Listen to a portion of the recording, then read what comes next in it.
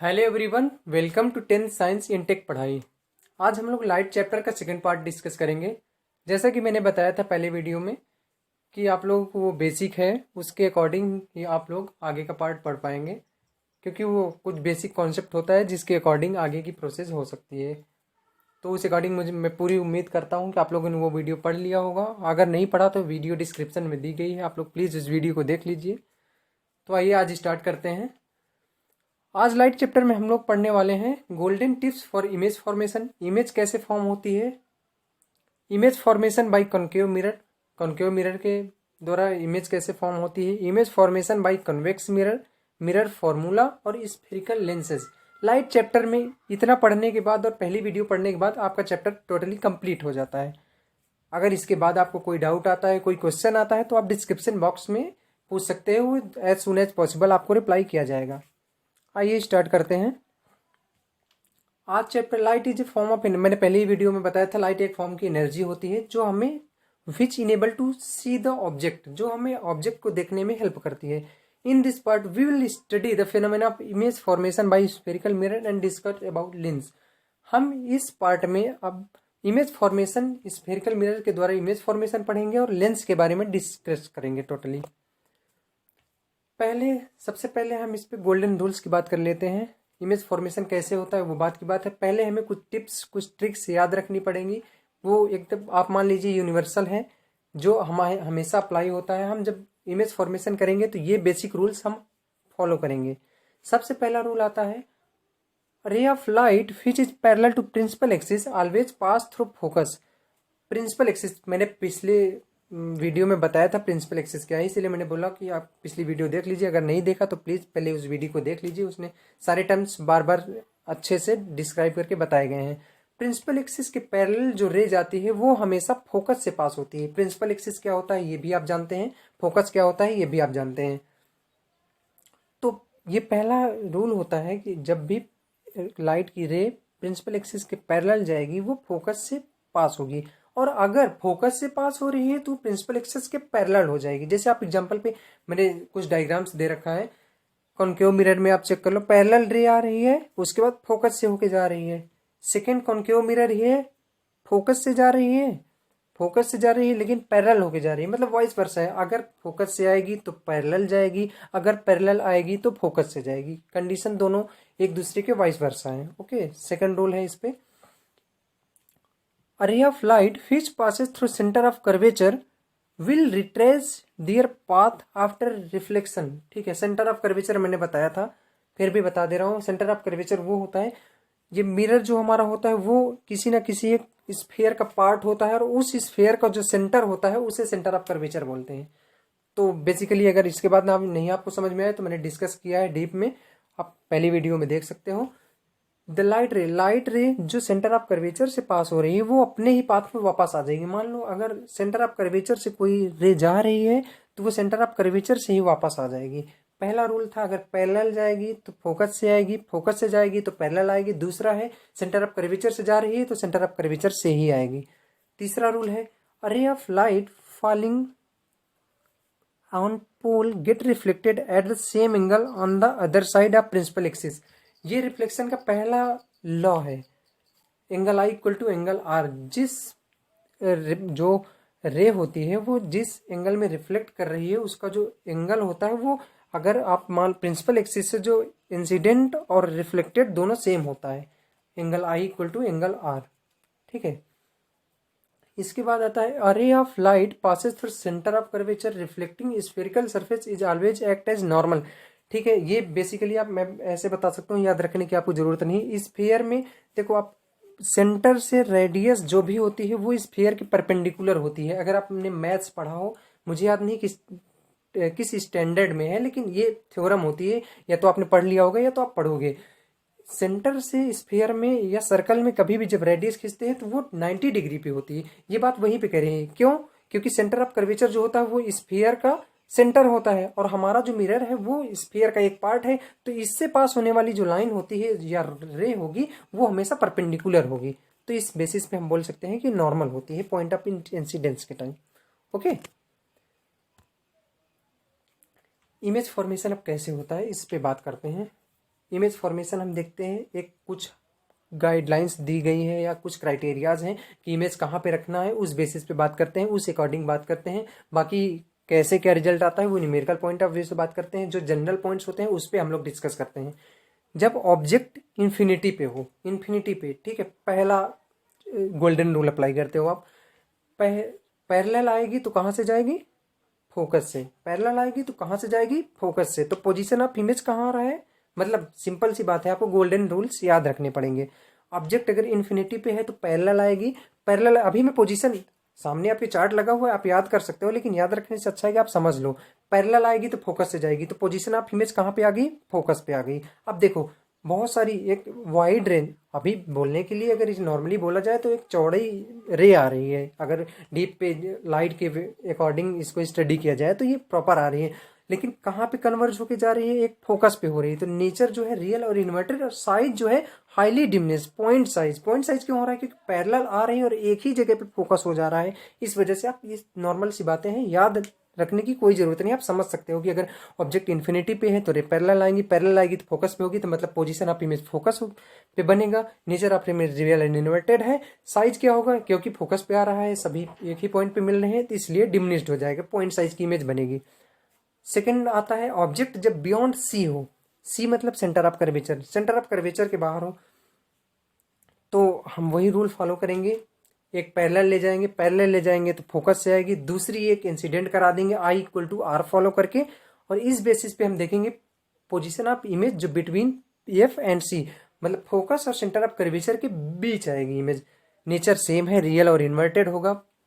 Size अभी भी small ही है, क्यों, क्योंकि देखो एक बात बेसिक सा रूल होता है, जैसे जैसे, क्यों, एक बात मैं पहले से आपको बता रहा हूँ। देखो थर्ड केस पढ़ते हैं, उसके बाद सेकंड पे मैं आप फिर से डिस्क्राइब करता हूँ। ऑब्जेक्ट एट सी, सी पे जब सेंटर ऑफ कर्वेचर पे आता है, तो क्योंकि पैरेलल जा रही है दोनों रेत, पैरेलल एक जाएगी, वो गई फोकस से, एक फोकस से हमने पास कर दिया, वो भी आ गई, फोकस से पास किया तो वो पैरेलल हो गई। तो इस पे देखो आप, पोजीशन ऑफ इमेज सेम वहीं पे बनेगी, सेंटर ऑफ कर्वेचर पे ही। नेचर रियल एंड इन्वर्टेड होगा, इमेज सेम साइज का होगा। कहने का मतलब है जैसे जैसे हम इन्फिनिटी से सेंटर ऑफ कर्वेचर की ओर आएंगे, वैसे वैसे हमारी जो इमेज की साइज है वो धीरे धीरे बढ़ती जाएगी, और एट सी पे आके एकदम सेम साइज की बनेगी। इसके बाद क्या होता है वो आगे डिस्क्राइब करते हैं, बढ़ेगी या घटेगी जैसा भी होगा आगे देख लेंगे। तो अब सेकंड पे आते हैं, object beyond C, beyond C मतलब सी से थोड़ा पहले है, तो सी पे सेम साइज की बनती है, मतलब सी से अगर पहले है, क्योंकि इन्फिनिटी पे पॉइंट साइज बन रहा है और सी पे सेम साइज बन रहा है, तो मतलब इसके बीच का ही कुछ होगा, मतलब थोड़ा सा छोटा होगा। इसके बाद अगले केस पे आते हैं, object between c and f, c and f, c पे है, ठीक है, सी पे, सी और एफ पे है, एक पैरेलल है, हमेशा 3 गोल्डन रूल जो मैंने बताया वही आप फॉलो करोगे। पैरेलल गई, फोकस से आई, एक आप आई और आर फॉलो करा के गए, position of image beyond C हो गई। अब देखो बियॉन्ड सी जब आपने किया था, वॉइस वर्सा होता है, मिक्स मत करना, लेकिन अगर आप बेसिकली नॉर्मल से समझो ना बातों को, तो आपको ज्यादा रटने की जरूरत नहीं है। बियॉन्ड सी जब हुआ तो आ रहा था फोकस और उसके बीच में सी के बीच में। अब क्या हुआ है, ऑब्जेक्ट सी और एफ के बीच में है, तो अब जो इमेज बनेगी वो बियॉन्ड सी बन रही है। और अब साइज ऑफ इमेज जो है वो इन लार्ज है, क्यों, क्योंकि जैसे जैसे हम पास जाएंगे तो हमारी इमेज पीछे जाएगी, उसकी वजह से इन लार्ज हो जाएगी। आप डेरिवेशन भी कर सकते हो, लेकिन डेरिवेशन अभी आपके सिलेबस में है नहीं। नेचर रियल और इन्वर्टेड है। ऑब्जेक्ट जब से फोकस पे आ जाता है, अब देखो पहला केस आप याद करो, मैंने बोला था इन्फिनिटी से आ रहा है, सूर्य की रोशनी हमारे पास आ रही है, तो अगर हम एक लेंस लगा दे रहे हैं तो वो, छोड़ो अभी लेंस की बात नहीं करते हैं, फोकस पे, तो जब पैरेलल आ रही थी रेस तो फोकस पे आ रही थी, फोकस हो जा रही थी एक पॉइंट पे। अब फोकस पे है तो मतलब रिवर्स अगर हम फॉलो करें, क्योंकि पहला पॉइंट यही था कि रिवर्स ऑर्डर फॉलो करता है, तो फोकस से, तो अब जब फोकस से है तो पहले पैरेलल रे आके फोकस हो रही थी, आप फोकस रहे हैं तो वो जाके पैरेलल हो जाएंगी, इस वजह से साइज हाईली इनलार्ज हो जाएगा, बहुत बड़ा साइज बनेगा। Nature real and inverted, object between F and P, focus और पोल के बीच में स्पेशल केस होता है। इस पे आपका जो नेचर होता है ये आपको याद करने की जरूरत है, अगर आपने स्टार्टिंग में भी आपको याद कर लो ज्यादा अच्छा है, समझ में भी आ जाएगा धीरे धीरे। क्यों, क्योंकि इसका जो नेचर होता है वो वर्चुअल और इरेक्ट हो जाता है, ना तो इन्वर्टेड रहता है ना रियल रहता है। तो ये केस आपको याद रखना है, बाकी नॉर्मली आप बेसिक से समझ सकते हो। Position of image behind the mirror जाती है, इस वजह से और इनलार्ज हो जाती है साइज ऑफ इमेज, ठीक है। इसके बाद image formation by convex mirror, convex mirror में दो ही केस होते हैं बेसिकली। एक इन्फिनिटी के लिए हमने बेसिक रूल गोल्डन रूल पढ़ रखा है, इन्फिनिटी पे आएगी तो फोकस पे हो कन्वर्ज होगी, डाइवर्ज कुछ भी हो, हमसे फोकस से मतलब है। अगर पैरेलल आ रही है तो मतलब फोकस से कहीं ना कहीं रिलेट हो रहा है, तो फोकस से ये फोकस पे पास नहीं होंगी, लेकिन ऐसा लगेगा कि फोकस से पास हो रही है। तो position of image at focus concept से हम बोल रहे हैं, गोल्डन रूल से बोल रहे हैं। बेसिकली इमेज फॉर्मेशन के लिए आपको सारे गोल्डन रूल्स याद करने पड़ेंगे। वो अगर याद है तो आपको कोई प्रॉब्लम नहीं होगी, कोई भी क्वेश्चन आएगा। Size of image highly diminished पहले से हम पढ़ चुके हैं। Nature virtual and indirect object anywhere between pole and the mirror, infinity और पोल के बीच में कहीं भी आएगा तो फिर पोजीशन ऑफ इमेज जो है वो बिटवीन पोल और फोकस होगा। साइज वेरी स्मॉल होगा, नेचर वर्चुअल एंड इरेक्ट होगा। बेसिक रूल से गोल्डन रूल्स आप फॉलो करो और इमेज फॉर्मेशन आपका नॉर्मली हो जाएगा। मिरर फॉर्मूला क्योंकि मिरर फॉर्मूला का डेरिवेशन नहीं है, इसलिए मैंने डेरिवेशन पार्ट को इस पर नहीं लिया है। अगर कोई इंटरेस्टेड है, पहले तो ये आता नहीं है इंपॉर्टेंस के, क्योंकि वही पढ़ना चाहिए जो इम्पोर्टेंट हो। तो अगर कोई इंटरेस्टेड है तो कमेंट बॉक्स में प्लीज़ आप बोलिएगा, हम लोग उसके अकॉर्डिंग आपको हेल्प कर देंगे जैसे जितना जल्दी पॉसिबल हो सकेगा। Mirror formula 1/f equal to 1/v plus u, जहाँ पे सारा बताया गया है। F distance between focus and pole, V image, U object, ये सारी टर्म्स आपको याद रखने पड़ेंगे। अब ऐसा नहीं चलेगा। और रिलेशन मैंने कल ही आपको बताया था, एफ इक्वल टू r/2। ठीक है। मैग्निफिकेशन एक टर्म आता है, magnification it express as the ratio of height of image to the height of object. Height of image का रेशियो हाइट ऑफ ऑब्जेक्ट के साथ जो आता है, वो वैल्यू जो आती है उसको हम मैग्निफिकेशन बोलते हैं। मैग्निफिकेशन को m से डिनोट करते हैं। Magnification equal to v/u, minus का v/u। माइनस क्यों आया है ये, इसके लिए आप पहली वीडियो देखनी पड़ेगी, साइन कन्वेंशन मैंने वहां पे बता रखा है। स्फेरिकल लेंस, अब बात करते हैं लेंस क्या होते हैं। और लेंस हमने बहुत सारा स्पेक्स यूज करते हैं, उस पर भी लेंस होता है। किसी को आपने देखा होगा कोई प्रॉब्लम हुई, आई साइट प्रॉब्लम, तो उस पर भी बोलते हैं इस पावर का लेंस है, ऐसा कुछ कॉन्सेप्ट होता है। वो जैसा होगा इसी बेसिस पे बात करते हैं। A transparent material bound by two surface of which one और बोथ सरफेस आज स्फेरिकल। मतलब कि दो सरफेस का ऐसा ट्रांसपेरेंट मटेरियल जिसमें एक या दोनों पार्ट उसके स्फेरिकल हो। फिर से बोल रहा हूँ, दो सरफेस के ट्रांसपेरेंट मटेरियल जिसका एक या दोनों पार्ट स्फेरिकल हो। ठीक है। दो टाइप के लेंस होते हैं, कॉन्वेक्स लेंस, कॉनकेव लेंस।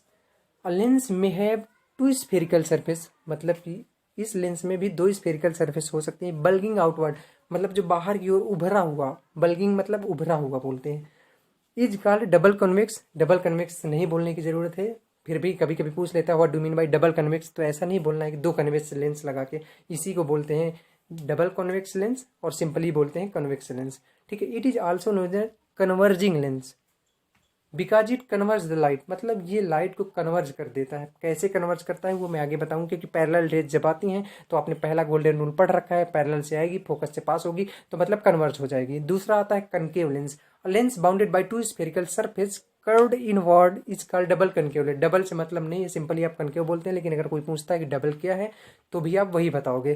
तो ये भी वही टू स्फेरिकल सरफेस से बाउंड होता है, जिसपे अंदर के साइड थोड़ा अंदर के साइड रहेगा, जैसे उस पर उभरा हुआ होता है, जिसपे अंदर के साइड थोड़ा दबा हुआ पार्ट होता है। It is also known as diverging lens because it diverse the light, ये लाइट को डाइवर्ज कर देता है। लाइट्स वगैरह में, हेडलाइट्स गाड़ियों की, इस पे जो यूज होता है बेसिकली आगे यूज, तो उस अकॉर्डिंग आप इसको बोल सकते हो कि ये डाइवर्जिंग लेंस होता है, क्योंकि ये डाइवर्स करता है। Basic terms related to spherical lens, इस पे भी कुछ टर्म्स होते हैं, आप डायग्राम में देख सकते हो। प्रिंसिपल एक्सिस हमने पहले पढ़ रखा है, उसके बाद फोकस हमने पहले पढ़ रखा है। लेकिन यहाँ पे क्योंकि दो स्फेरिकल, मैंने बार बार बोला है दो स्फेरिकल, जरूरी नहीं है दो हो, लेकिन अगर दो हो तो वो भी केस हमें कंसीडर करना है। तो दो जब नहीं होगा तो उसको हम जो मानेंगे वो बात की बात है, इन्फिनिटी मान लेते हैं उसका, एफ जो भी होता है। तो इस पे दो स्फेरिकल सरफेस होते हैं, इसलिए इस पे दो सेंटर ऑफ कर्वेचर होते हैं, दो एफ होते हैं, मतलब दो फोकस भी होता है। ठीक है। एक एक करके डिस्कस करते हैं। Centre of curvature, a lens either convex lens और convex lens has two spherical surface, मैंने पहले ही बताया, चाहे वो कन्वेक्स लेंस हो चाहे कनकेव लेंस हो, उस पर दो स्फेरिकल सरफेस होते हैं। Each of this surface form A part of sphere, ये जो सरफेस होती है वो किसी स्फीयर का पार्ट होता है। The centre of this two sphere are called centre of curvature. ये जो सेंटर, ये स्फीयर जिनका ये पार्ट है, मतलब लेंस जिस स्फीयर का पार्ट है, उस सेंटर, उस स्फीयर के सेंटर को सेंटर ऑफ कर्वेचर बोलते हैं। ठीक है। प्रिंसिपल एक्सिस क्या है? Imaginary straight line. मैंने पहले ही उस पर पिछली बार भी बताया था कि जो वहां पे हमने बात की थी ज्योमेट्रिकल सेंटर जैसा कुछ, आप उस पर देख लीजिएगा, क्लियर हो जाएगा। Imaginary straight line passing through the two centre, यहाँ पे वहां पे हमने कुछ और बात की थी, आप लोग क्लियर रखिएगा इस पॉइंट को। यहाँ पे दो सेंटर से पास होने वाली लाइन को बोलते हैं प्रिंसिपल ऑफ एक्सिस। वहां पे कुछ और था, प्रिंसिपल ऑफ एक्सिस और पोल से था ऐसा कुछ, आप प्लीज चेक कर लीजिएगा उसको। उसके बाद आता है optical centre. The central point of lens is it's optical centre. ठीक है, जो सेंटर पॉइंट होता है लेंस का उसको बोलते हैं हम optical centre. A ray of light when passes through O remains undeviated. हमने पहले ही बात की थी, एक गोल्डन रूल्स पे है, गोल्डन रूल्स पे कि जब भी सेंटर से, जैसे सेंटर ऑफ कर्वेचर से पास होता है तब अनडेविएटेड रहता है, तो वैसे ही यहाँ पे भी जब ओ से पास होगा, सेंट्रल ऑप्टिकल सेंटर से पास होगा, तब भी रे अनडेविएटेड रहेगी। अपर्चर क्या है? अपर्चर मैंने कल भी बात की थी, effective diameter of circular outline spherical lens. मान लो कि कोई हमने लेंस लिया, ऊपर थोड़ा पॉलिश कर दिया, नीचे थोड़ा पॉलिश कर दिया, तो जितने पार्ट से रिफ्लेक्शन या रिफ्लेक्शन पॉसिबल होता है उसको हम अपर्चर बोलते हैं। इस केस में हम उस पार्ट को बोलेंगे जहां से रिफ्लेक्शन पॉसिबल हो रहा है। Focus of lens, beam of light parallel to principal axis after reflection from. ठीक है, फोकस क्या होता है? जो पैरेलल लाइन आई और जहां पे वो लाइन मिली या मिलती हुई नजर आई उसको बोलते हैं। देखो कन्वेक्स लेंस के बारे, कन्वेक्स लेंस के केस में क्या बोल रहे हैं? कन्वर्ज। फोकस ऑफ लेंस में beam of light parallel to principal axis, principal axis के पैरेलल बीम आ रही है आफ्टर रिफ्रैक्शन। रिफ्रैक्शन के बाद क्या हो? कन्वेक्स लेंस की केस की बात करते हैं। Converge to the point of principal axis denoted by F. Converge हो जा रही है, वहां पे बात करते हैं। कनकेव लेंस में बात करते हैं अपीयर टू डाइवर्ज। मैंने बात किया ना पहले ही कि या तो दिखेंगी या तो होंगी, तो दोनों वही है। फोकस वही है कि जहां पे पैरेलल आ रही है, गोल्डन रूल से आप बात कर सकते हो, और जहां पे फिर मिलती है उसको फोकस बोलते हैं। टिप्स फॉर ड्राइंग रे डायग्राम, यहाँ पे भी वही टिप्स फॉलो करना है आपको। After reflection a ray parallel to principal axis will pass through F. पहला है जो हमने गोल्डन रूल्स, इसीलिए मैंने बोला था कि रिफ्रैक्शन के बाद भी अगर कोई रे पैरेलल आ रही है प्रिंसिपल एक्सिस के, तो वो एफ से मतलब फोकस से पास होगी। दूसरा आता है, आप डायग्राम पे भी साइड में देख सकते हो, कन्वर्जेंस लेंस में भी या डाइवर्जेंस लेंस में भी, दोनों में भी वही हो रहा है। एक में हो रही है, एक में होती हुई नजर आ रही है। दूसरा, a ray passes through f after reflection will emerge parallel vice versa. हमने पहले ही गोल्डन रूल में बात कर लिया था कि अगर, तो आप उसको देख लीजिएगा। A ray passes through optical centre passes without any deviation, ये भी हमने वहां पे बात किया था। बस आपको कोई प्रॉब्लम ना हो इसलिए मैंने इन पार्ट्स को फिर से डिस्कस किया है। Image formation by convex lens, फिर से वही सारे केस हमें पढ़ने पड़ेंगे। ऑब्जेक्ट एट इन्फिनिटी, इन्फिनिटी पे हमने वहां पे क्या बात किया था? इन्फिनिटी पे आएगा मतलब फोकस पे आ जाएगा। कैसे? गोल्डन रूल से। Nature real and inverted, size highly diminished, पहले ही बात कर लिया था। मतलब अगर आप एक अच्छे से समझ ले रहे हो तो दोबारा उसको ज्यादा प्रेशर लेके पढ़ने की जरूरत नहीं है। आप बेसिकली कॉन्सेप्ट अगर बिल्ड कर ले रहे हो तो रटने की कोई जरूरत नहीं है। ऑब्जेक्ट बियॉन्ड 2f, यहाँ पे 2f का आप बोल रहे हो, वहां पे वो c हमने ऐसा कुछ कॉन्सेप्ट लिया था c का, वही c को यहाँ पे 2f से अगर आप एक बार कॉन्सेप्ट बनाओगे तो फिर 2f और c में आपको कोई प्रॉब्लम नहीं होगी, चाहे 2f आए चाहे c आए। पोजीशन ऑफ इमेज हमने वहां पे भी बात की थी, बिटवीन f एंड c वहां पे हमने बोला था। यहाँ पे क्या हो जा रहा है? Between f and 2f2। Size small है, ठीक है। रियल एंड इन्वर्टेड नेचर है इमेज का। ऑब्जेक्ट एट 2f, देखो आप ये c वाला केस आ गया है यहाँ पे। Position of image at 2f, मतलब ऑब्जेक्ट भी 2f पे है और पोजीशन ऑफ इमेज वो 2f2 पे है। f1 पे ऑब्जेक्ट है, f2 पे इमेज आ रही है। साइज सेम साइज, मतलब c वाला केस है। जैसे सेंटर ऑफ कर्वेचर वाला सेम था, वैसे यहाँ पे 2f का केस हो जाता है। Nature real and inverted, object between f1 and 2f1, ठीक है। फिर से वही केस आया जैसे वहां पे c, और आप अगर रिलेट कर पा रहे हो, कॉन्सेप्ट बना ले रहे हो एक बार का, तो दूसरी बार आपको ज्यादा हेडेक लेने की कोई जरूरत नहीं। Position of image beyond 2f, size enlarge हो जाएगा। मैंने पहले ही बताया था, जैसे जैसे हम लोग पास आते जाते हैं वैसे वैसे इमेज की साइज बढ़ती जाती है। नेचर वही रहेगा, real and inverted. Object at F, focus पे हमने पहले भी बात कर लिया है। फोकस अगर पैरेलल आ रही है तो फोकस पे हो जाए, कन्वर्ज या डाइवर्ज हो जाएंगी, और अगर फोकस से आ या जा रही है तो वो पैरेलल हो जाएंगी। Position of image at infinity, मतलब पैरेलल हो रहे हैं। साइज हाईली इनलार्ज, नेचर क्या हो जा रहा है? रियल और इन्वर्टेड। स्पेशल केस पहले वाले में भी एक स्पेशल केस था क्योंकि वर्चुअल रिलेक्ट बन रहा था, यहाँ पे भी एक सेम वैसा ही स्पेशल केस है। Between F1 and optical centre position of image होगी, वो साइज ऑफ इमेज इनलार्ज हो जाती है। क्यों? क्योंकि सेम साइड पे यहाँ पे जो इमेज बनती है वो वर्चुअल और इरेक्ट बनती है। Power of lens, sign convention, आपने सोचा हो साइन कन्वेंशन इसका अलग से है, तो ऐसा कुछ नहीं है। मैंने इसीलिए थोड़ा सा पार्ट लिया है क्योंकि पूरा डिस्कस करने का कोई मतलब नहीं था। Similar to that of spherical mirrors, spherical mirror के ही सिमिलर है। अगर आपने नहीं देखा तो डिस्क्रिप्शन में वीडियो का लिंक दी गई है, आप प्लीज़ उसको देख लीजिए, उससे आप क्लियर हो जाएगा। यहाँ पे डिफरेंस सिर्फ इतना है कि वहाँ पे मेजरमेंट हम लोग पोल से ले रहे होते हैं, आपको याद होकर तो, और यहाँ पे जो हम लोग मेजरमेंट करेंगे वो ऑप्टिकल सेंटर से करेंगे। बस सिर्फ यही डिफरेंस है। डिफरेंस ये है कि यहाँ पे हम जो भी मेजरमेंट करेंगे वो ऑप्टिकल सेंटर से करेंगे।